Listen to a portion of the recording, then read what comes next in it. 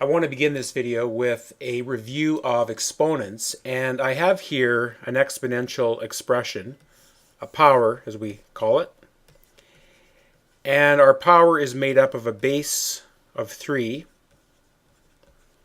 and an exponent of 2. And remember that powers and exponents are used to represent repeated multiplication in a shorthanded way. So 3 to the exponent 2, remember, means to take our 3 and multiply 3 by itself the number of times indicated by the exponent, in this case 2. So 3 to the exponent 2, or 3 squared as we say often, is 3 times 3, which is 9. If we had 2 to the exponent 3, if 2 was the base, we would take our base and multiply it by itself the number of times indicated by the exponent, 3 times. So we have 3 multiplications of 2, which is 8. 2 to the exponent 3 is 8. Now when you're dealing with negative numbers and exponents, let's take some examples of that. So I'm going to take negative 3 and I'm going to bracket that to make it the base of my exponent 2. In other words, the exponent 2 will be applied to everything in the brackets, the negative 3. And so that will mean that we're going to take our base, negative 3, and we're going to multiply it by itself twice, which will mean negative 3 times negative 3 for an answer of positive 9. However, now I'm going to do something just slightly different. I'm going to write negative 3 squared, but I'm not going to put brackets around the negative 3. And the difference with this is that the exponent 2 will only apply to the 3. In other words, we will do 3 times 3, get our answer, and then this negative will just hang out in front. And so to the answer to this expression, negative 3 squared, is negative 9. So when you're dealing with exponents and negative numbers, brackets matter. The main thing I want to talk about in this video is doing order of operations with integers. And we know that from our past study that mathematical operations are always done in this order. We do work that's in brackets first. We then do anything involving an exponent next. Multiplication and division, or division and multiplication, are always done in order from left to right. And so I'll abbreviate that D and M. These are at the same level of priority, done in order from left to right, followed by addition and subtraction, done in order from left to right at the same level of priority. And many of you will recognize this acronym, BEDMAS, as a reminder of the order in which we do our operations. So let's jump right into an example here. And what I want to stress in doing these examples is the format in which we will write our answer. We will begin with the question, and then each line will be written vertically, one on top of the other, until we arrive at the answer at the bottom. And in each step, we will do 1 or 2 calculations to slowly shrink the problem down to the final result. All right, so our first question, we have 3 bracket, and the 3 bracket would mean 3 multiplied by. So 3 multiplied by the bracket, minus 4 bracket, so minus 4 multiplied by here, by the negative 2. So we need to begin our evaluation of this expression with what's in brackets. And in brackets here we have only subtraction, so we can do that.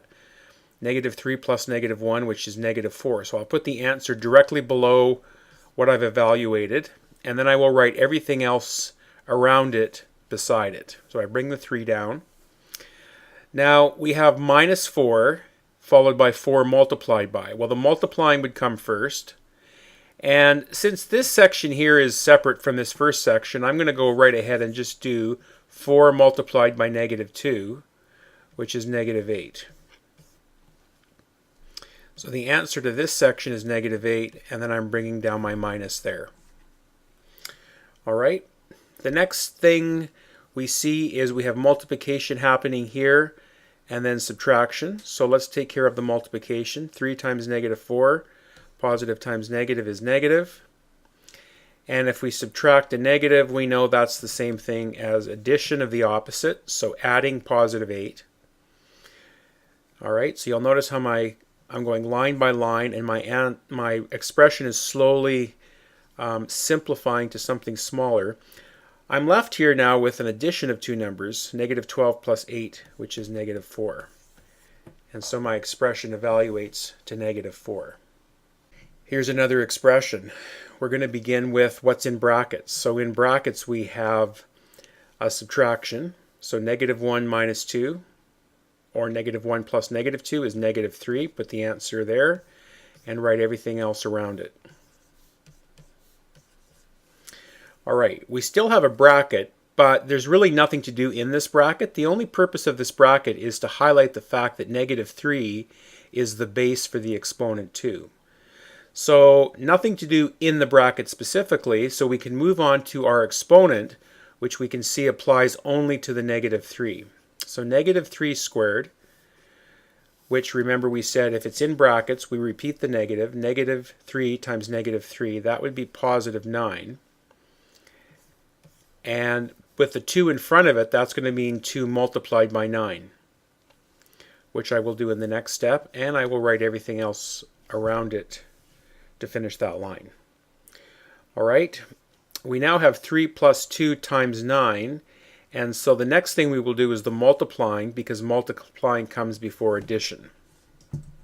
So 2 times 9 would be 18. Answer goes below. Write everything else around it. And then 3 plus 18 is 21. Our work is written line by line, shrinking down to our final answer at the bottom. A couple more examples. Another question. Again, we have brackets, and we have stuff going on in the brackets.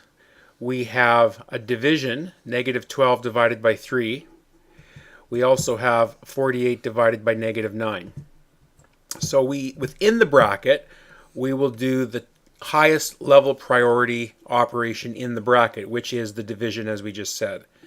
So negative 12 divided by 3, negative divided by positive is negative. Positive divided by negative is negative.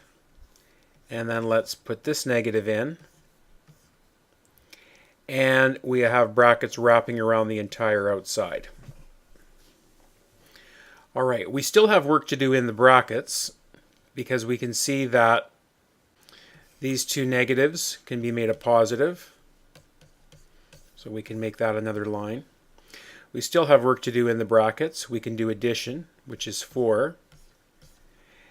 And then we have our exponent left. We have nothing left to do in the brackets, so now we can do our exponent. 4 squared, which is 4 times 4, 16. All right, here's another type of question. We have negative 20 plus 15, all divided by negative 2 minus 3. Now when you see an expression written this way, what this is saying and what is implied is that we will do the operation, all the operations on the top, all the operations on the bottom, and then we will divide the two results.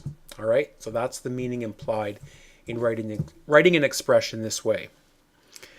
So let's do our first section. Negative 20 plus 15, that's negative 5. Let's do our bottom as a separate section. Negative 2 minus 3, that's negative 5.